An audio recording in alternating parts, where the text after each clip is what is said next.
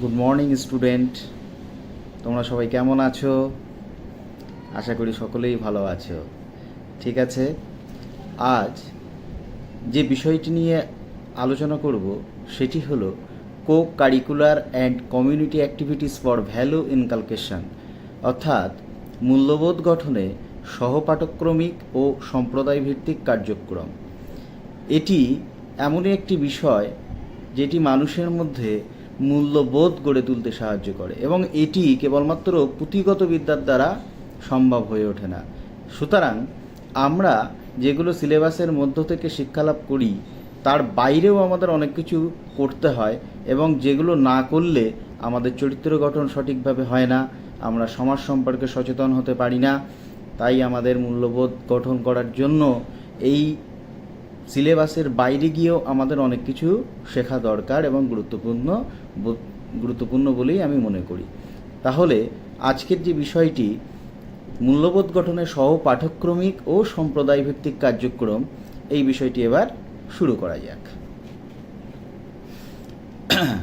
আজকে এই বিষয়টি নিয়ে আলোচনা করার জন্য আমরা কয়েকটি পাটে পাটে এগুলোকে ভাগ করেছি। তোমরা খুব সহজেই দেখতে পাবে শুরুতেই আছে ভূমিকা, অর্থাৎ এই ভ্যালু এডুকেশনটি কী সেই সম্পর্কে বিস্তারিত আমরা আলোচনা করব। তার পরবর্তীতে আছে মূল্যবোধ গঠনের ধারণা। তারপরে আমরা জানব সহশিক্ষামূলক কার্যক্রমের ভূমিকা। তারপরেই আমরা জেনে নেব সম্প্রদায় ভিত্তিক কার্যক্রমের ভূমিকা। এরপরে কার্যক্রম ও মূল্যবোধ তার উদাহরণ দেব। তারপরে দেব শিক্ষকের ভূমিকা। তারপরে দেব চ্যালেঞ্জ ও সমাধান এবং সবশেষে থাকবে আমাদের উপসংহার ও কার্যক্রম। ঠিক আছে, তাহলে আমরা শুরু করছি ভূমিকা দিয়ে। শিক্ষা, দেখো তোমরা এই ছবিতে দেখতে পাচ্ছ, এখানে বলছে শিক্ষা শুধু বইয়ের মধ্যে সীমাবদ্ধ নয়। একটি কথা আছে যে শেখার কোনো শেষ হয় না, শেখার কোনো শেষ নেই, মানুষ আজীবন ধরে শেখে। তাই এই শিক্ষা কেবলমাত্র আমাদের যে পুঁথিগত বিদ্যার মধ্যে সীমাবদ্ধ তা নয়, তার বাইরেও আমাদের শেখার শেষ নেই। তাই শুরুতেই এই লাইনটির কথা বলা হয়েছে, শিক্ষা শুধু বইয়ের মধ্যে সীমাবদ্ধ নয়। এই শিক্ষা আমাদের বইয়ের বাইরে গিয়েও আমাদের অনেক কিছু শিক্ষালাভ করতে হয় এবং তার মাধ্যমেই আমাদের চরিত্র, মূল্যবোধ ও দায়িত্বশীল নাগরিক গড়ে তোলে। সহশিক্ষামূলক ও সম্প্রদায় ভিত্তিক কার্যক্রম গুরুত্বপূর্ণ ভূমিকা পালন করে এই চরিত্র, মূল্যবোধ ও দায়িত্বশীল নাগরিক হিসাবে আমাদেরকে গড়ে তুলতে। সুতরাং সহশিক্ষামূলক ও সম্প্রদায় ভিত্তিক কার্যক্রম খুবই গুরুত্বপূর্ণ ভূমিকা। শিক্ষা কেবলমাত্র আমাদের লেখাপড়া ভালো করিয়ে আমাদের পর্যাপ্ত নাম্বার তোলার একটি মাধ্যম, কেবলমাত্র শুধু তাই হতে পারে না। তাই আমাদের প্রত্যেকের উচিত নৈতিক মূল্যবোধ তৈরি করা, দায়িত্বশীল নাগরিক হওয়া, সমাজের প্রতি কর্তব্য সৃষ্টি করা। এর জন্যই আমাদের দরকার এই সহপাঠক্রমিক ও সম্প্রদায় ভিত্তিক কার্যক্রম, এই কাজে যা আমাদের গুরুত্বপূর্ণ ভূমিকা পালন করে থাকে। মূল্যবোধ গঠনের ধারণা। মূল্যবোধ গঠন বলতে যা বোঝায় তা শিক্ষার্থীর মধ্যে ভালো গুণ, ইতিবাচক মনোভাব এবং নৈতিক আচরণ গড়ে তোলা। তাহলে মূল্যবোধ গঠন বলতে আমরা কি বুঝছি? মূল্যবোধ গঠন বলতে বুঝছি একজন শিক্ষার্থী যার মধ্যে ভালো গুণ থাকতে হবে, অবশ্যই তার মনোভাব হবে সবসময় ইতিবাচক, কোনো নেগেটিভ বা নেতিবাচক চিন্তাভাবনা তার মধ্যে থাকবে না, সবসময় পজিটিভ হতে হবে এবং নৈতিক আচরণ অর্থাৎ নীতিগত দিক থেকে আমাদেরকে ঠিক থাকতে হবে। একজন শিক্ষার্থীর এটি সবথেকে গুরুত্বপূর্ণ যে সে কোনো অনৈতিক বিষয় নিয়ে বা অনৈতিক কোনো ব্যাপারে তার কিন্তু কোনোভাবেই থাকা চলবে না। নৈতিকভাবে তার আচরণ হবে একদম স্ট্রং এবং পজিটিভ। এটি হচ্ছে মূল। সুতরাং এই মূল্যবোধের মধ্য দিয়ে আমরা কি কি শিখব, কি কি জানব? আমরা অপরকে সম্মান করতে শিখব। অর্থাৎ কথায় আছে, তুমি যদি নিজে কাউকে সম্মান না করো তাহলে কিন্তু তুমি সম্মান পাওয়ার যোগ্য হবে না। অ্যাজ এ টিচার, একজন শিক্ষার্থী, তোমরা এখন নিজেদেরকে শিক্ষক বা শিক্ষিকা ভেবে নিতেই পারো। অ্যাজ এ টিচার হিসাবে অবশ্যই তুমি তখনই সম্মান পাবে যখন তুমি অপরকে সম্মান দেবে, হোক না সে ছোট, হোক না সে বড়, হোক না সে বয়স্ক, হোক না সে গুরুজন, হোক না সে বিভিন্ন শ্রেণীর হতে পারে, বিভিন্ন আর্থিক দিক থেকে সে নিচু হতে পারে, উঁচু হতে পারে, যেই হোক, সম্মান আগে দিতে শিখতে হয়। সম্মান দিলে সম্মান পাওয়া যায়। সুতরাং আমাদেরকে অবশ্যই মূল্যবোধ গঠনের জন্য সবার আগে দরকার রেসপেক্ট। অবশ্যই আমাদেরকে রেসপেক্ট করা এবং শেখা, এ দুটোই দরকার। তারপরেই চলে আসছে দেখো রেসপন্সিবিলিটি, অর্থাৎ দায়িত্ব। একজন সমাজে একজনের যে দায়িত্ব সেটা কিন্তু অনেক।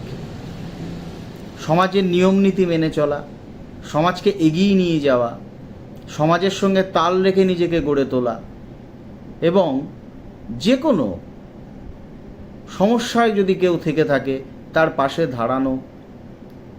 নিজে যদি কখনো সমস্যায় পড়ো তবেও কিন্তু তুমি তাদেরকেই পাবে যাদেরকে তুমি তাদের সমস্যায় তুমি তার পাশে দাঁড়িয়েছ। সুতরাং এই দায়িত্ব অর্থাৎ রেসপন্সিবিলিটি নিতে জানতে হবে। তারপরেই চলে আসছে দেখো অনেস্টি, অর্থাৎ সততা। সততা কিন্তু ভীষণ দরকার। নিঃস্বার্থভাবে যদি তুমি কোনো কিছু করো, কোনো কিছু পাওয়ার চিন্তা না করো, তবে কিন্তু তুমি তোমার কাজে সফল হবে। আর তুমি যদি ভাবো যে না, এই কাজটা যে আমি করব বা এর বিপদে যে আমি দাঁড়াবো তার প্রতিদানে কী পাবো, তাহলে কিন্তু তোমার এই যে কাজটি সঠিকভাবে হবে না। তুমি কিন্তু সঠিক শিক্ষা লাভ করতে পারবে না। তুমি কিন্তু তখন সঠিকভাবে নিজের চরিত্রকে উন্নত করতে পারবে না। তাই অনেস্টি খুব দরকার। যে কোনো কাজে ফলের লাভ করো না, কাজটি করে যাও এবং সেই কাজটি সততার সহিত করো, তবেই দেখবে সাফল্য এসছে। তারপরেই আমরা দেখতে পাচ্ছি এমপ্যাথি, অর্থাৎ সহানুভূতি। অনেক ক্ষেত্রে আছে আমরা অপরের দুঃখে দুঃখী হই না, অপরের আনন্দে আনন্দিত হই না। ওর খারাপ হয়েছে তাতে আমার কি, ওর ভালো হয়েছে তাতে আমার কি। কিন্তু তারা কোনো অংশে আমাদের সমাজের বাইরে নয়, আমাদের বাড়ির নিজেদের লোক হতে পারে বা বাড়ির পাশের কেউ হতে পারে বা ক্লাসরুমের কোনো বন্ধুবান্ধবী হতে পারে। অপরের দুঃখে যদি দুঃখী না হই, অপরের আনন্দে যদি আনন্দিত না হই, অপরের পাশে যদি না দাঁড়াতে পারি, এই সহানুভূতি যদি না থাকে, তাহলে তো মানুষ হিসাবে নিজেকে আয়নার সামনে দাঁড়াতে লজ্জা লাগবে। আমরা তো যন্ত্র মানুষ নই, আমরা তো মানুষ, রক্ত মাংসের মানুষ। সুতরাং আমাদের মধ্যে ক্ষোভ, দুঃখ, অভিমান সবই আছে। আমরা দুঃখে কাঁদি, আনন্দে হাসি।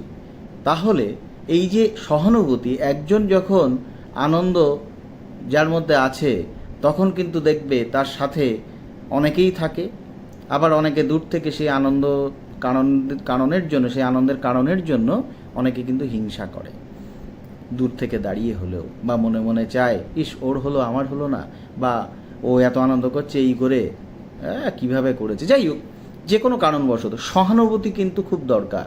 আর এই সহানুভূতি তখনই বোঝা যায় যখন মানুষ খুব বিপদে থাকে, যখন তার একটা সাহায্যের হাত দরকার, যখন সে খুব সমস্যার মধ্যে জর্জরিত, কিছুই না, একটু তার পাশে দাঁড়ানো, একটু তার সাথে থাকা, এইটুকুই অনেক। দেখো তোমরা ছবিতে দেখছো একজন একটি পাহাড়ের উপরে কিন্তু পৌঁছে গেছে, আর একজন তখনও পৌঁছাতে পারেনি বা পারছে না হয়তো, তখন সে কিন্তু হাত বাড়িয়েছে আর একজনকে ধরে উপরে তোলার জন্য। এই যে সহানুভূতি, এইটা কিন্তু খুব দরকার। সে তো চাইলেই তাকে রেখে চলে যেতে পারতো, সে তো চাইলেই ও উঠলো না উঠলো তাতে আমার কি, এই মনোভাব দেখাতে পারতো। কিন্তু আমরা সেইভাবে যদি এগোই তাহলে এই সমাজ কি এগোবে? নিজের বিবেক বুদ্ধিতে কি বলে তোমরাই বিবেচনা করো। সুতরাং অপরের দুঃখে দুঃখী হতে হবে, অপরের আনন্দে সাথী হতে হবে। এইভাবেই কিন্তু নিজেদের চরিত্র গঠন করতে হবে। এরপরেই চলে আসছে দেখো কোঅপারেশন, অর্থাৎ সহযোগিতা।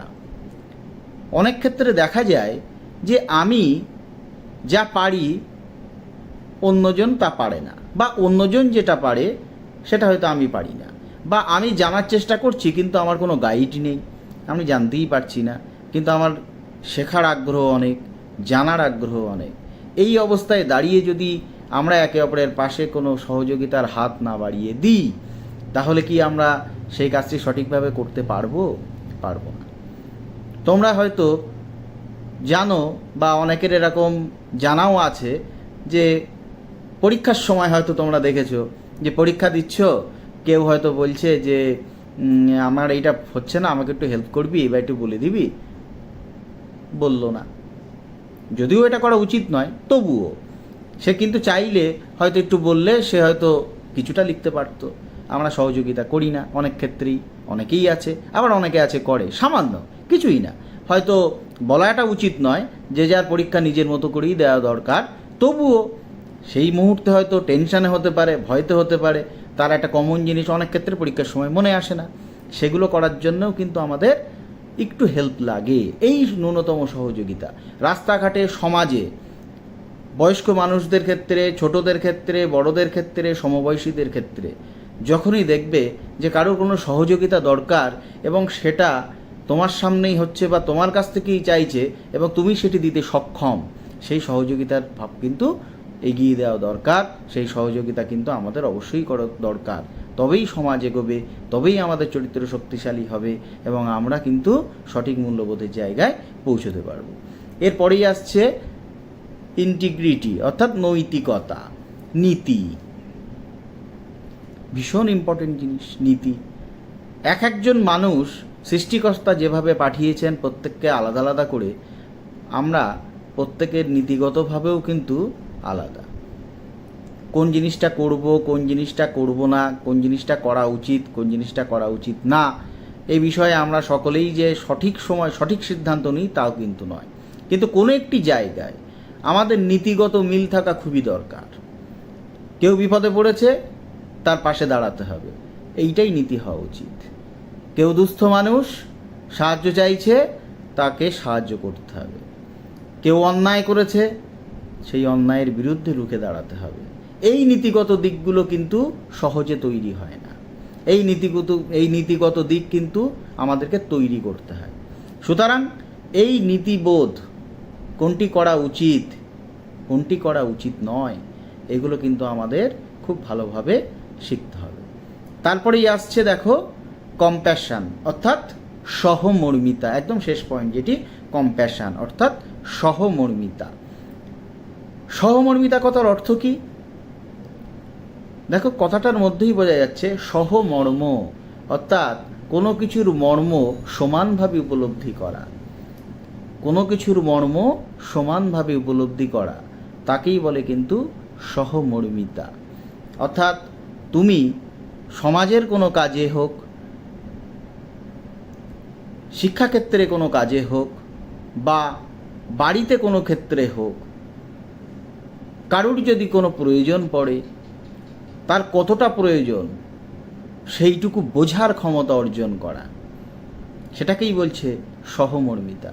শুধু বুঝলে হবে না, বোঝার সাথে সাথে তার সঙ্গে সমব্যথী হতে হবে, নয় সম আনন্দিত হতে হবে, নয় তাকে কিভাবে সাহায্য করলে সে উপকৃত হবে সেটিও বুঝতে হবে। তবেই এই সহমর্মিতা বোধ জাগাবে।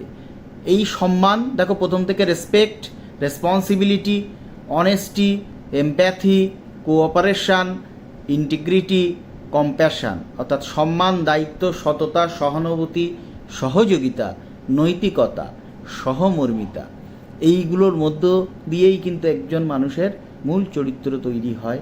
একজন শিক্ষক বা শিক্ষার্থীর বা আধুনিক প্রজন্মের নাগরিক কিন্তু সমাজে সে আরও বড় হয়ে ওঠে এবং সমাজকে সুন্দর করে গড়ে তুলতে অন্যদেরকেও সহযোগিতা করে, নিজেও সমানভাবে এগিয়ে যায়। তাই এই মূল্যবোধ গঠনের জন্য এই গুণাবলীগুলো সবার আগে দরকার। এরপরে আসছে দেখো আমরা এই সহশিক্ষামূলক কার্যক্রম। এটি কি?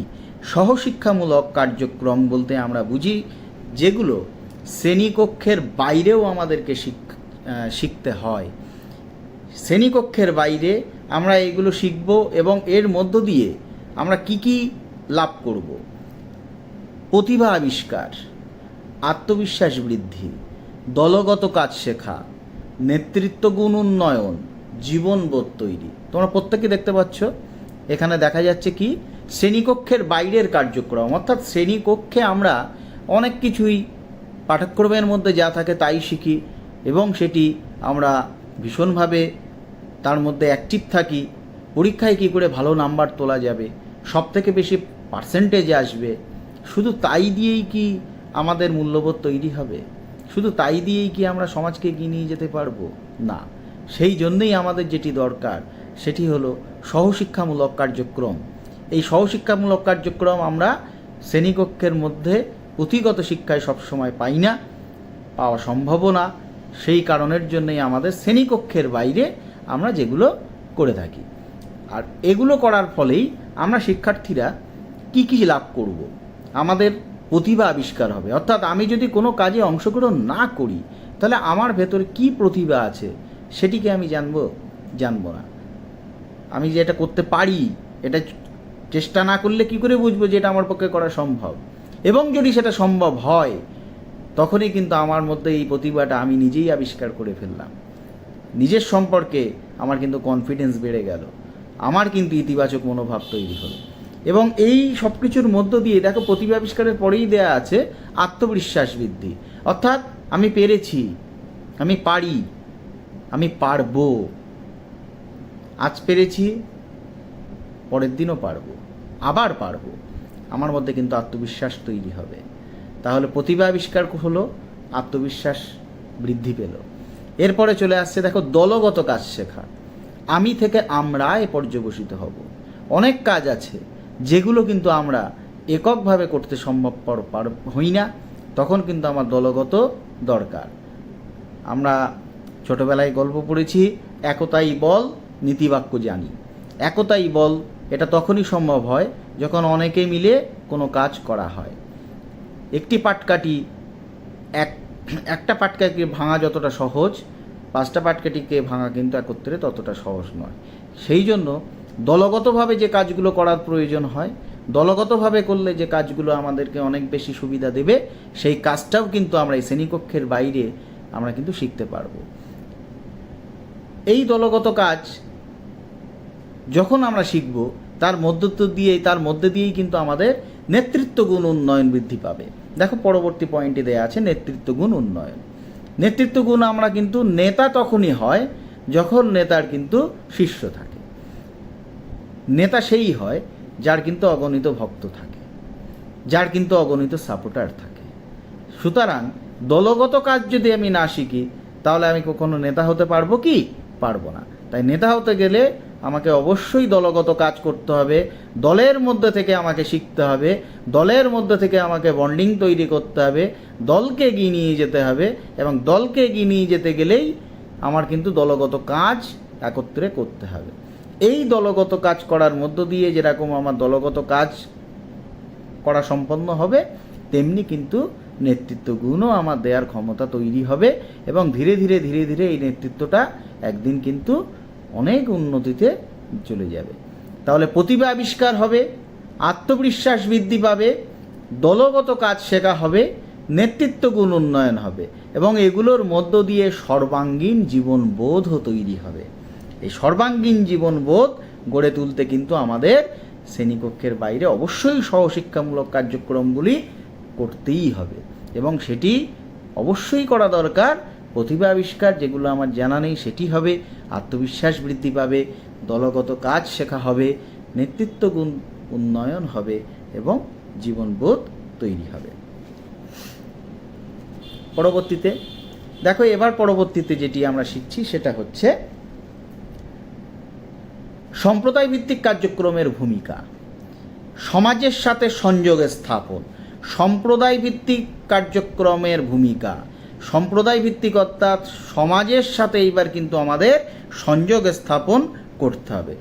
সমাজের সঙ্গে যখন আমরা সংযোগ স্থাপন করব তখন শিক্ষার্থীরা সমাজের সমস্যা জানতে পারবে, সমাজের সহানুভূতি গড়ে তুলতে পারবে, সামাজিক দায়িত্ব নিতে পারবে, বৈচিত্র্যকে সম্মান করতে শিখবে, তবেই সে দায়িত্বশীল নাগরিক হবে। তাহলে সমাজের সাথে আগে আমাকে সংযোগ স্থাপন করতে হবে। শিক্ষার্থীরা সমাজের সঙ্গে যখন সংযোগ স্থাপন করবে তার মধ্য দিয়ে তারা বাস্তব জীবনের অভিজ্ঞতা জানতে পারবে। পুঁথিগত বিদ্যার মধ্য দিয়ে আমরা যেটা জেনেছি সেটা ফিল্ড ওয়ার্ক অর্থাৎ বাস্তব জীবনে সমাজের সঙ্গে সম্পৃক্ত হতে হবে। সম্পৃক্ত হওয়ার পরই কিন্তু আমরা এই বাস্তব জীবনের অভিজ্ঞতা পাবো। বাস্তব জীবনের অভিজ্ঞতার মধ্য দিয়ে কিন্তু আমরা আগেই পড়েছি সহানুভূতি, সহমর্মিতা, সেটি জানতে পারবো। সামাজিক দায়িত্ব নিতে হবে, সমাজের কাজ করতে হবে দলগতভাবে, এককভাবে, নেতৃত্ব দিয়ে। তবেই কিন্তু সমাজ যেরকম এগোবে, সমাজের সাথে সাথে আমাদেরও কিন্তু মূল্যবোধ বেড়ে উঠবে এবং আমরা দায়িত্বশীল নাগরিক হতে শিখব, আমরা সহানুভূতি শিখব, আমরা বৈচিত্র্যকে সম্মান করতে শিখব, আমরা সামাজিক দায়িত্ব নিতে সক্ষম হব। বৈচিত্র্যের প্রতি সম্মান, দায়িত্বশীল নাগরিক, এগুলোর মধ্য দিয়েই তো আমাদের জীবন।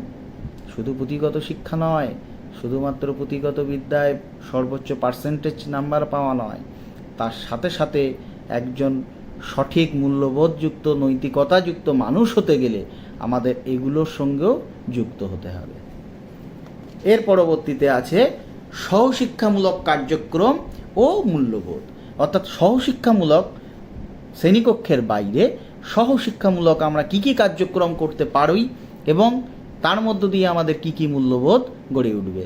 সেই কার্যক্রমগুলি হলো খেলাধুলা, সঙ্গীত অথবা নৃত্য, নাটক, চিত্র অঙ্কন, বিতর্ক, কুইজ।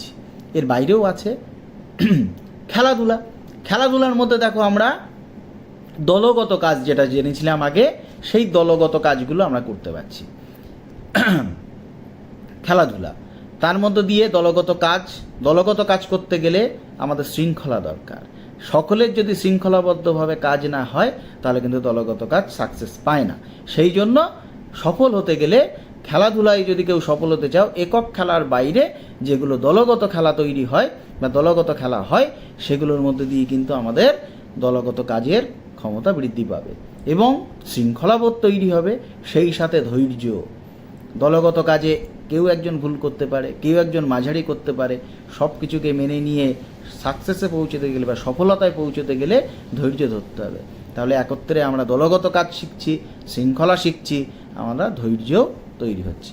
এরপরেই চলে আসছে সঙ্গীত অথবা নৃত্য। দেখো দুটোর মধ্যে দিয়েই আমাদের কি মূল্যবোধ তৈরি হবে? সৃজনশীলতা, আত্মবিশ্বাস। সঙ্গীত, নৃত্য, একটি সঙ্গীত করার মধ্য দিয়ে তার মধ্যে সৃজনশীলতা বৃদ্ধি পাবে। নৃত্য, সেখানেও একই, সৃজনশীলতা বৃদ্ধি পাবে, অর্থাৎ নতুনত্ব, নতুন কিছু আবিষ্কার সে করতে পারবে, নতুনভাবে সে নিজেকে তুলে ধরবে, মেলে ধরবে, তার মধ্যে আত্মবিশ্বাস জন্মাবে। আত্মবিশ্বাস যত বেশি এই সৃজনশীলতার মধ্য দিয়ে সে নৃত্য বা সঙ্গীত করবে, তার আত্মবিশ্বাস ততই বৃদ্ধি পাবে। নাটক, দেখো নাটকের মধ্যে আমাদের বিভিন্ন ধরনের নাটক হয়, সেই নাটকের মধ্যে হাসি, কান্না সব কিছুই থাকে।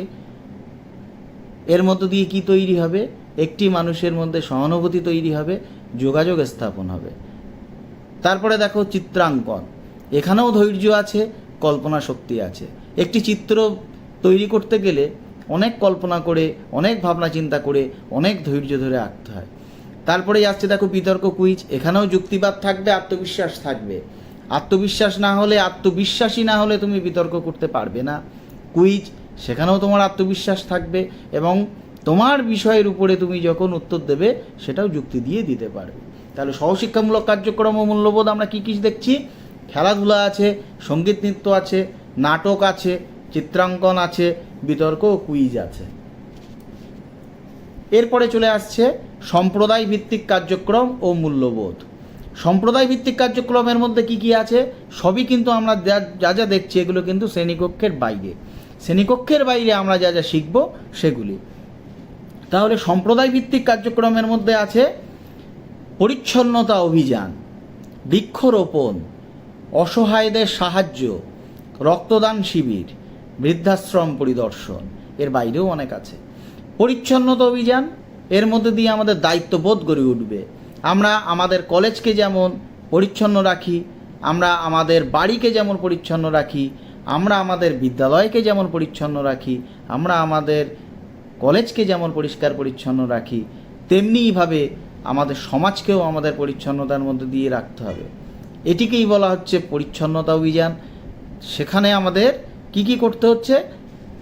বিভিন্নভাবে, এককভাবে হোক, দলগতভাবে হোক, আমাদের এই পরিচ্ছন্নতা কিন্তু চালিয়ে যেতে হবে। এর মধ্যে দিয়ে কি গড়ে উঠবে? আমাদের দায়িত্ববোধ। এটা আমাদের সামাজিক দায়িত্ব, আমাদের নৈতিক দায়িত্ব। আমি আমার বিদ্যালয়কে যেমন পরিষ্কার রাখবো, আমি আমার ঘরকে যেমন পরিষ্কার রাখবো, আমি আমার বাড়িকে যেমন পরিষ্কার রাখবো, তেমনি আমার সমাজকে, আমার বাড়ির আশেপাশে সব কিছুকেই আমি কিন্তু পরিষ্কার রাখবো। এই অভিযান চালাতে হবে, এর মধ্য দিয়ে আমাদের দায়িত্ববোধ গড়ে উঠবে।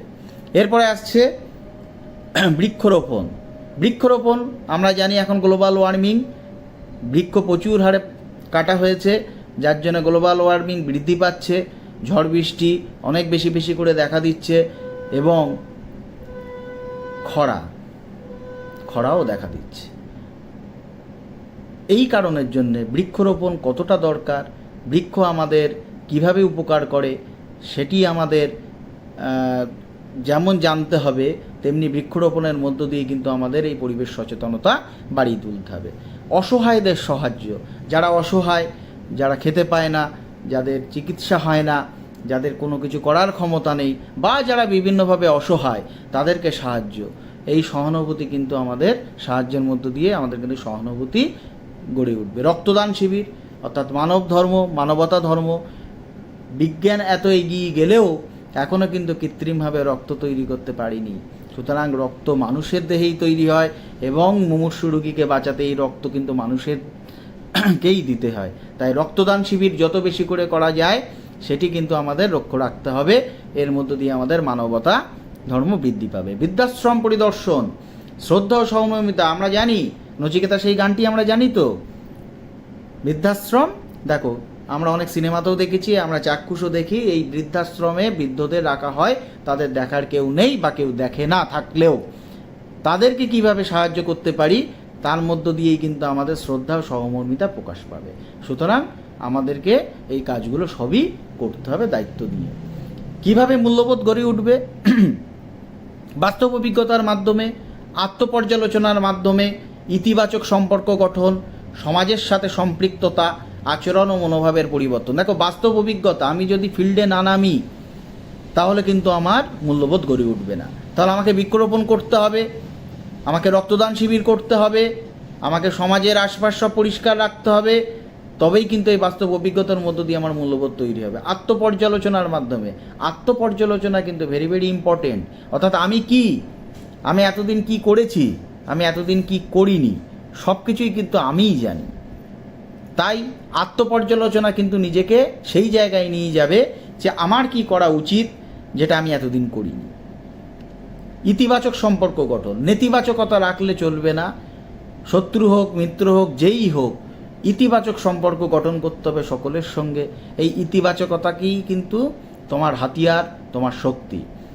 সমাজের সাথে সম্পৃক্ততা, সমাজের সঙ্গে সম্পৃক্ত হতে হবে। আমি এখানে যাব না, আমি ওখানে যাই না, এখানে আমার এই সমস্যা, ওখানে ওই সমস্যা, এগুলো সব বাদ দিতে হবে। সমাজের সাথে নিজেকে সম্পৃক্ত হতে হবে। কোনো কাজ করতে গেলে তার সঙ্গে আগে নিজেকে মেশাতে হবে, তবেই কিন্তু তুমি সফলতা পাবে।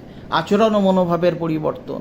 আচরণ আর মনোভাব, আমার আচরণ যদি অন্যকে হার্ট করে, দুঃখী করে, আমার আচরণ যদি অন্যের পক্ষে খারাপ হয়, সেটি পরিবর্তন করতে হবে। আমার মনোভাব, শুধু আমি আমরা না, আমরা সকলে, আমি নই আমরা অর্থাৎ সমস্ত সকলে, তবেই কিন্তু আমাদের মূল্যবোধ সঠিকভাবে গড়ে উঠবে।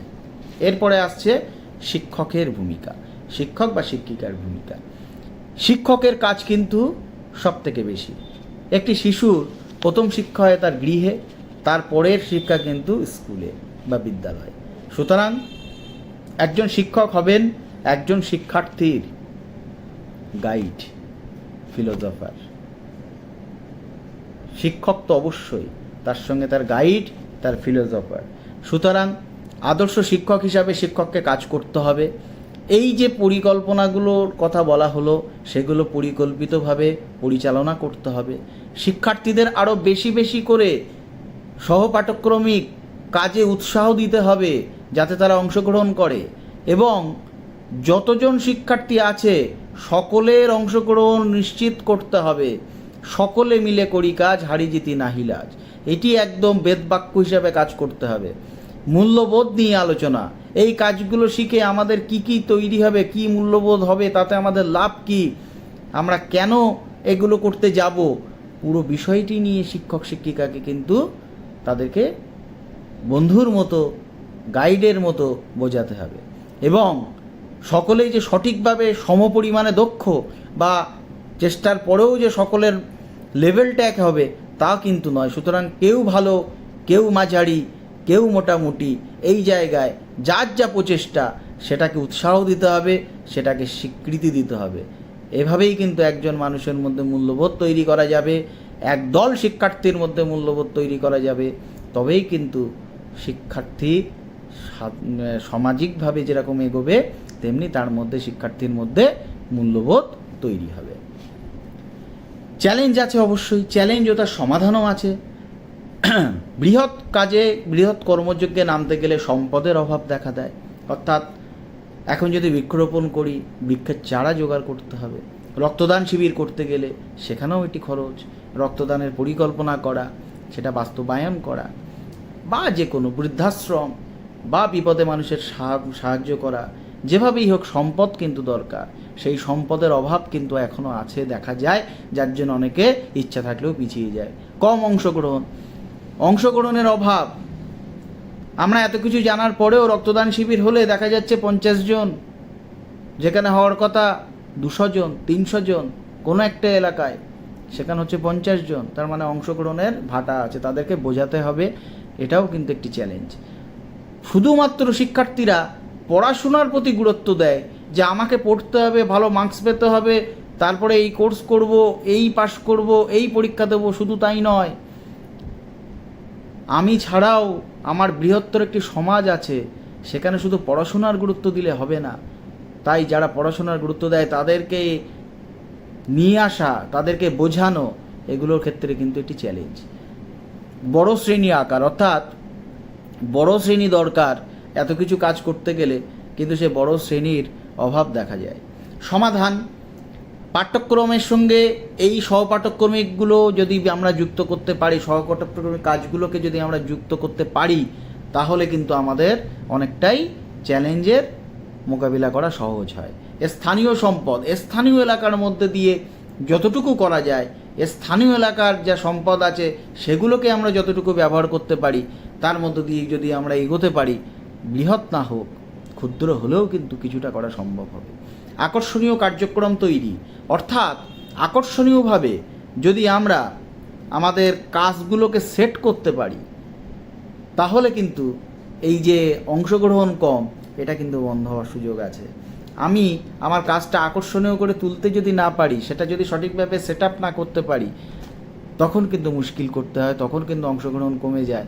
সুতরাং খুব সুন্দরভাবে, খুব প্ল্যানিং করে এইটা কিন্তু করার দরকার, যেখানে কার্যক্রমটা খুব আকর্ষণীয় হয়। সঠিক পরিকল্পনা, দলগত কাজ, আগেই বলেছি, দলগত কাজ না হলে কিন্তু কোনো কাজই সফলতা পায় না। আর এই সমস্ত সামাজিক কাজে কিন্তু দলগত কাজই বেশিরভাগ দেখা যায়। তাই সঠিক পরিকল্পনা দরকার।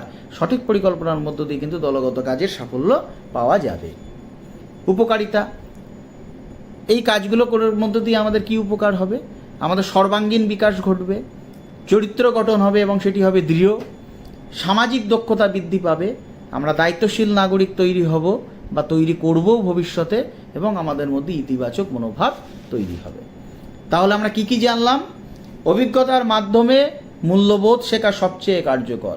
শুধুমাত্র পুঁথিগত বিদ্যার মধ্যে আটকে না থেকে অভিজ্ঞতার মধ্য দিয়ে যদি আমরা মূল্যবোধ শিখি ও কাজ করি ফিল্ডে, তবে কিন্তু আমাদের মূল্যবোধ সঠিকভাবে তৈরি হবে। সহশিক্ষামূলক কার্যক্রম আমাদের শিক্ষার্থীদের আত্মবিশ্বাস বাড়ায়।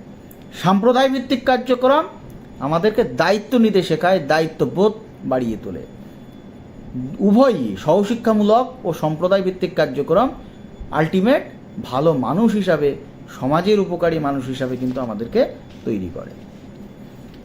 তাহলে আমাদের ভাবার সময় এসেছে, আমি কোন কাজটি সবথেকে বেশি পছন্দ করি?